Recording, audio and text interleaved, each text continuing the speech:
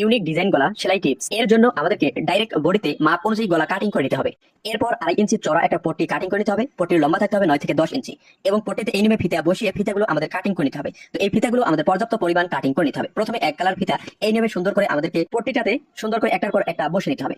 এই ফিতাগুলো বসানোর সময় আমাদের খেয়াল রাখতে হবে কোনো গ্যাপ রাখা যাবে না। একবারে পট্টির কাজ ঘেঁষে ঘেঁষে আমাদের পট্টিগুলো বসে নিতে হবে। একটা কালার পট্টিগুলো বসে নেওয়ার পর আরেকটা কালার পট্টি আমাদের কাটিং করে নিতে হবে। তো এই নিয়মে পর্যাপ্ত পরিমাণ পট্টি কাটিং করার পর পট্টিগুলো আমাদের এইভাবে সাজিয়ে নিতে হবে। তো এই পট্টিগুলো সাজানোর সময় খেয়াল রাখতে হবে যেন পট্টিগুলো প্রত্যেকটা গ্যাপ এক সমান থাকে। তো প্রথমবার যে পট্টিটা আপনি নিচের দিকে রাখবেন, দ্বিতীয়বার সে পট্টিটা উপরের দিকে রাখবেন, আবার প্রথমবার যে পট্টিটা নিচের দিকে রাখবেন পরবর্তীতে সেই পট্টিটা উপরের দিকে রাখবেন। তাহলে আমাদের সুন্দরভাবে এই পট্টিগুলো সেলাই হয়ে যাবে।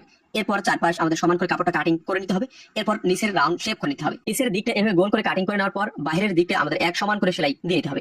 এই সেলাইটা দেওয়ার সময় আমাদের খেয়াল রাখতে হবে কোথাও চিকন কোথাও মোটা করা যাবে না। এরপর পাইপিনের মাপ ধরে পাইপিনটা বের করতে হবে এবং সেলাই করে নিতে হবে। তো সেলাইটা দেওয়ার সময় আমাদের খেয়াল রাখতে হবে যেন কোথাও চিকন কোথাও মোটা পাইপিন বের না হয়, তা অবশ্যই খেয়াল রাখতে হবে।